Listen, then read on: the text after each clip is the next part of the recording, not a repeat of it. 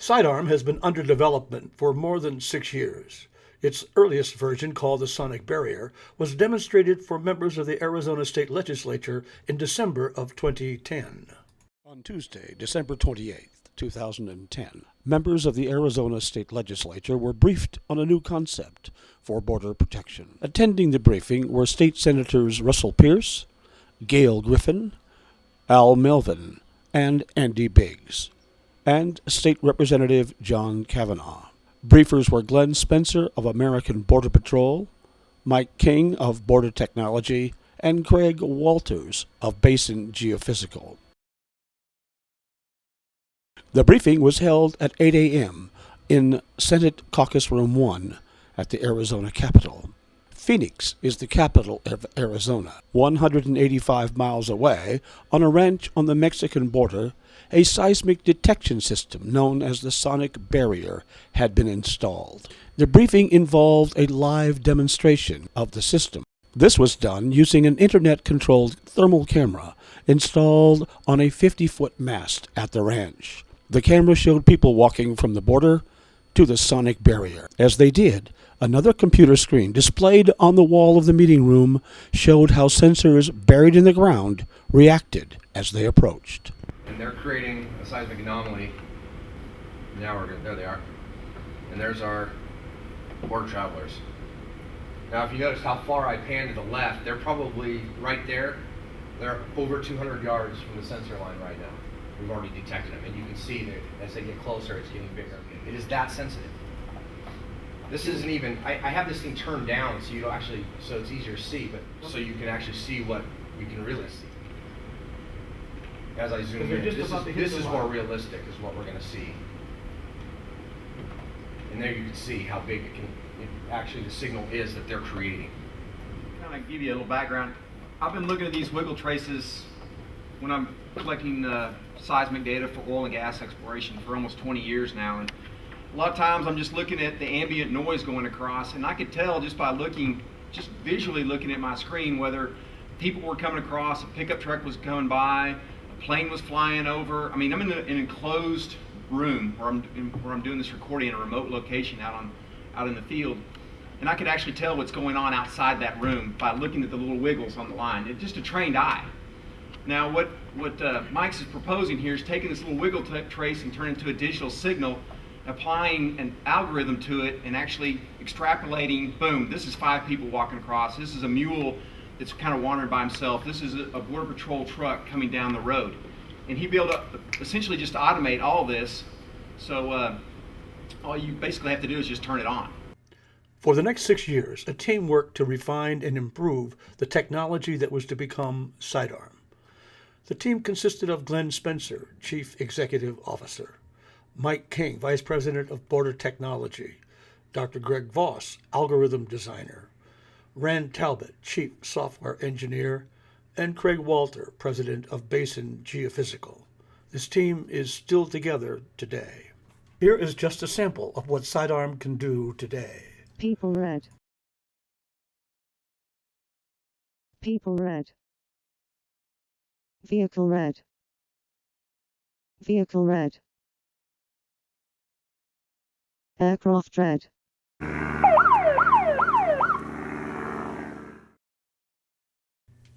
The use of ground sensors to detect the movement of people and vehicles is as old as the Vietnam War.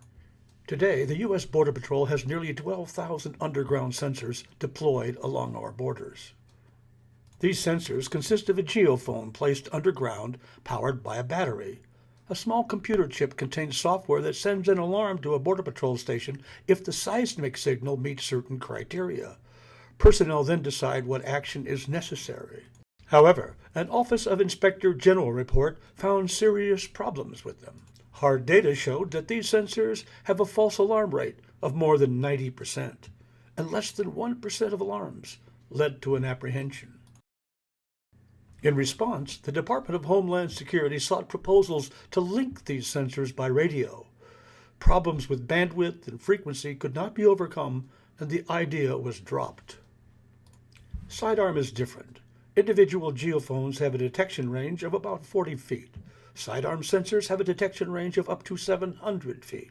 And instead of linking multiple sensors by radio, SEIDARM links the data by using seismographs and cable. The seismograph is contained in a node that processes data for 1/4 mile of sensors. 20 nodes are connected to produce the basic 5-mile segment. Data from the 5-mile segment is processed in the hub. Data are analyzed by the system algorithm using a powerful single-board computer. This test of SEIDARM uses a configuration set for maximum range. The initial detection is at around 650 feet. The blue line is from a GPS tracking device worn by the test subject. In this test, SEIDARM uses offset pods. This provides better position data, but reduces the point of initial detection. The difference between the blue line and markers is due to the SEIDARM pod offsets. As the test subjects cross the border zone, the rectangular bounding box becomes a square, returning to a rectangle as the subjects move north of the border or end zone. Low-flying aircraft can be heard as they fly over. This sound continues into the earth, and SEIDARM detects it. Aircraft red.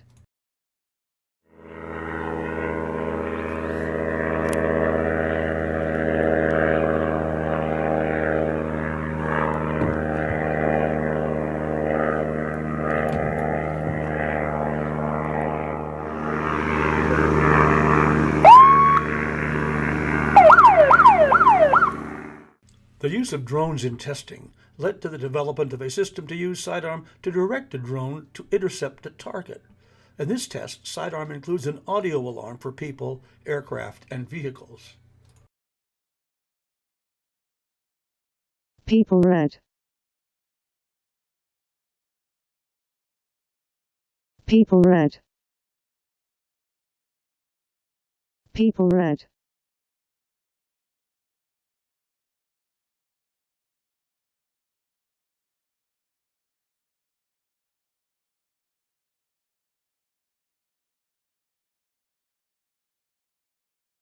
Ultimately, the drone must fly for up to 2.5 miles People to red. intercept a target.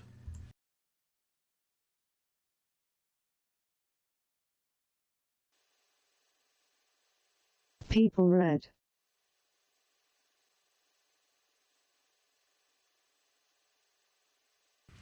Recently, drones have demonstrated the ability to fly up to 100 miles per hour.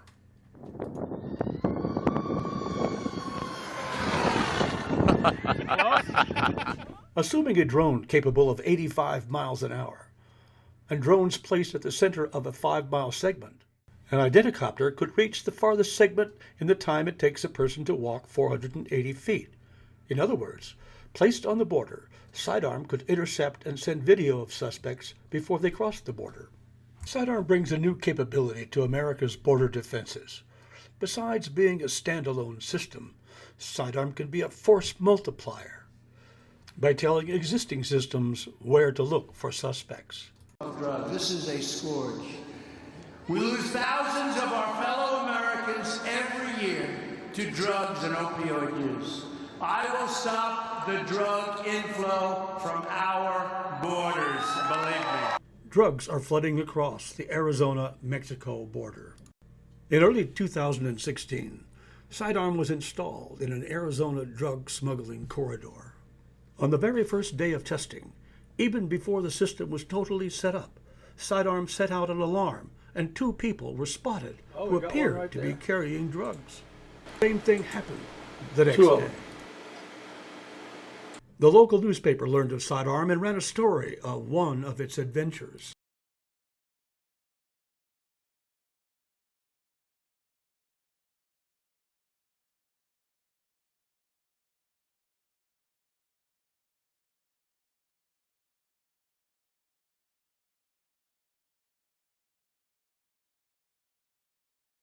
This limited test, done with money donated by Americans, proved that SEIDARM could be a valuable tool in the war against drugs.